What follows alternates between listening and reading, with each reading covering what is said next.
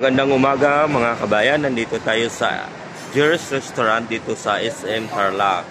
Sikat na restaurant ito lalo na dito sa Sisig. Ayan ang mga menu nila, mga masasarap talaga. So pasok tayo dito sa restaurant, marami nang kumakain ngayon. Kahit umaga pa lang, alas 10 pa lang na kumakain. Naghihintay kami sa aming order. It takes 20 minutes bago ma-serve. Ayan. Sarap. Sisig yan, di ba?